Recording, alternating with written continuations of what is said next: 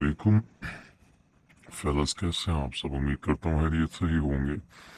तो आज हमारे सामने ये लैपटॉप है, ये इसका प्रॉब्लम आ रहा था। फ़ैन आवाज़ कर रहा है। फ़ैन क्यों आवाज़ कर रहा है? क्योंकि टेम्परेचर ज़्यादा होने की वजह से, और टेम्परेचर ज़्यादा होने की वजह से जो है फ़ैन की स्पीड जो है वो तेज़ हो जाती है, और परफॉर्मेंस जो है कंप्यूटर की या लैपटॉप की जो है वो कम हो जाती है। इसकी यही वजह है कि जो प्रोसेसर है वो ओवर हीट हो जाता है और उसको वर्किंग ज़्यादा करनी पड़ रही है।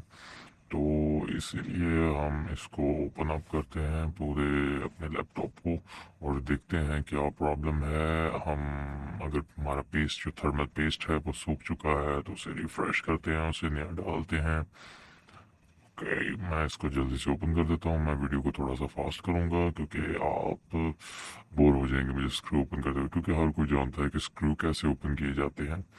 राइट, इन सबको मैंने किया ओपन। हाँ, दरअसल इसमें काफ़ी ज़्यादा स्क्रूज थे इसलिए मुझे टाइम लगा। ओके, ये अब हमारे साथ ओपन हो गया सामने ये लैपटॉप। ये सारा आप सर्किट मदरबोर्ड देख सकते हैं यहाँ पर। ये इसके ऊपर स्पीकर्स भी हैं, एक ये फर्स्ट राइट वाला, ये लेफ्ट वाला, और ये दोनों स्पीकर्स इसके साथ अटैच हैं। इसकी वायर मैंने उतार लिया। और ये जो है ये प्रोसेसर है, इसके ऊपर हमारी हीट सिंक लगी है जो कि आगे ये एलुमिनियम की है, और जो फैन है ये उसको आगे से पावर देता है। हम जो है सबसे पहले फैन को उतार लेते हैं, फैन को भी वॉश करते हैं क्योंकि इसके अंदर भी काफ़ी ज़्यादा डस्ट जो है वो जमा हो जाती है। तो मैं इसको अनस्क्रू कर लेता हूँ। ओके, और ये रहा हमारा फैन। इसको जो वायर्स हैं उनको भी उतार लेते हैं। ओके, ये आप देख सकते हैं काफ़ी ज़्यादा डस्टी हुआ हुआ है। इतना भी नहीं हुआ लेकिन फिर भी डस्ट से पूरा कवर हुआ हुआ है, लेकिन इससे इतना फ़र्क नहीं पड़ता जितना हमारा हीट सिंक से फ़र्क पड़ता है। तो हम अपने हीट सिंक की तरफ आते हैं। और ये आप ऊपर देख सकते हैं इसके ऊपर वोल्टेज वगैरह ये सब, ये नीचे वायर्स का कनेक्शन है। तो अब जो है, राइट, मैंने ये हीट सिंक के स्क्रूज को अनस्क्रू करके इसको रिमूव कर लिया, और इसके ऊपर देखा मैंने काफ़ी ज़्यादा डस्ट जमी थी। ये भी आप देख सकते हैं कितनी ज़्यादा डस्ट जमी हुई है, और इसके अंदर भी काफ़ी ज़्यादा ब्लॉकेज हुई हुई थी। ये सही तरह साफ नहीं है। तो इसको जो है मैं ले जाकर जो है क्लीन करता हूँ। ये आप क्लियरली देख सकते हैं कितना एफिशिएंट डिज़ाइन है। एल्यूमिनियम, बीच में कॉपर की वायर, और ये कॉपर की वायर के अंदर लिक्विड भरा होता है। ये सारा पेस्ट है जो कि आप देख रहे हैं खुश्क हो चुका है। ओके, मैं इसको जल्दी से जाता हूँ और वॉश आउट कर लेता हूँ। ओके, ये जो रैम है नीचे रैम रिमूव हुई। ओके, ये मैंने इसको वॉश आउट कर लिया। अब आप देख सकते हैं कितना क्लियर है, साफ सुथरा हो चुका है हमारा हीट सिंक। मैंने इसको धोया थोड़ा सा, और ओके, ये आप देख सकते हैं। और ये है मेरे पास हीट सिंक पेस्ट जो कि मैं लेके आया, लेकिन मैंने इसको सिरिंज में भर दिया। इस सिरिंज आपको 15-10 रुपए की मिल जाएगी, और इसमें मैंने अपना हीट सिंक जो है वो थर्मल पेस्ट फिल अप कर लिया, और अब मैं इसके ऊपर थोड़ा सा पेस्ट लगा दूंगा।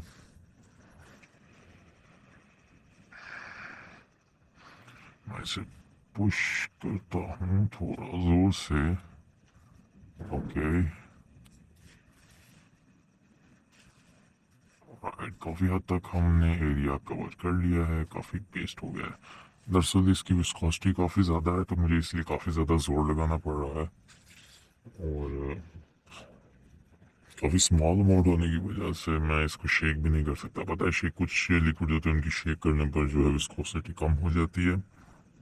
तो ओके, हमने काफ़ी हद तक अपना हीट सिंक पेस्ट निकाल लिया, थर्मल पेस्ट। ओके, थोड़ा सा और निकाल लेते हैं।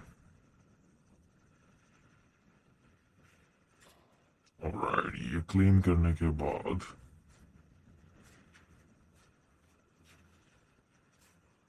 हम नेक्स्ट मूव करते हैं। ओके, मैं इसको ज़रा पूरी तरह से, अभी भी तसल्ली नहीं हो रही, मेरा दिल है थोड़ा सा और लगा लेना चाहिए। ज़्यादा भी नहीं लगाना चाहिए क्योंकि कुछ थर्मल पेस्ट हैं वो कंडक्टिव होते हैं, और अगर वो कंपोनेंट्स पे गिर जाएं, और क्योंकि उनमें से इलेक्ट्रिसिटी फ्लो कर सकती है, और इसीलिए वो आपके कुछ कंपोनेंट्स जो हैं वो शॉर्ट हो सकते हैं। शॉर्ट होने पर काफ़ी मसला आपको हो सकता है। मैं इसको थोड़ा क्लीन कर लूँगा, और हम इसके ऊपर दोबारा से हीट सिंक लगा देते हैं। ओके, ये मैंने हीट सिंक दोबारा से अटैच कर दी इस पे। ओके, थोड़ा एडजस्ट करने पर मैंने इसको एडजस्ट कर दिया। अब इसको स्क्रू कर लेते हैं। ये स्क्रूज।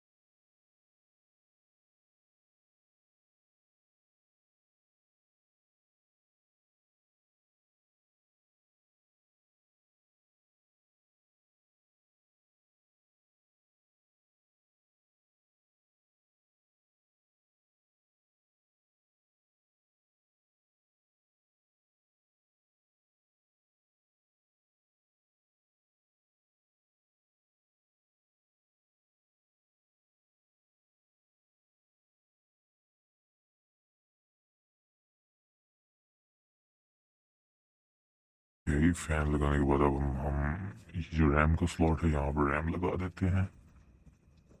ओके, ये मैंने रैम लगा दी।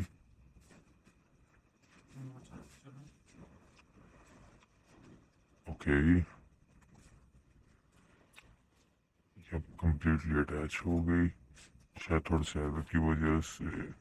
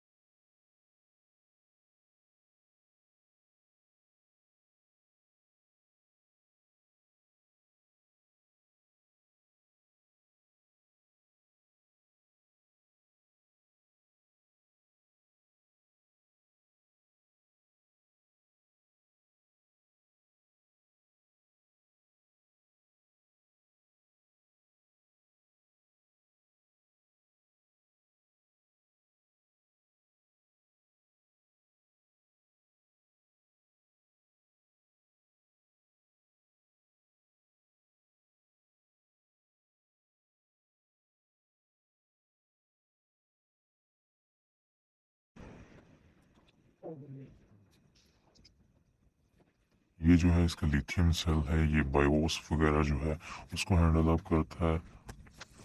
और ये जो है सेकंड रैम के लिए हमने पॉइंट्स रखे हुए हैं। अगर आप वो स्पॉट में कोर स्लॉट जो है वो ऐड करना चाहें साथ हीट गन के साथ आप कर सकते हैं, लेकिन वो काफ़ी प्रोफेशनल्स का काम होता है जो कि मैं अभी इतना नहीं हूँ, तो इसीलिए हम कोई इस तरह का पंगा नहीं लेने वाले। तो बाकी आप सारे कंपोनेंट्स देख सकते हैं। ये इसका वायरलेस जो है ब्लूटूथ है और वाईफाई रिसीवर है, और ये कीपैड और ये RAM as you can see, ये हार्ड ड्राइव और बाकी सब ये सारे small small components. Well okay, अब हम इसको क्लोज करते हैं और चेक करते हैं।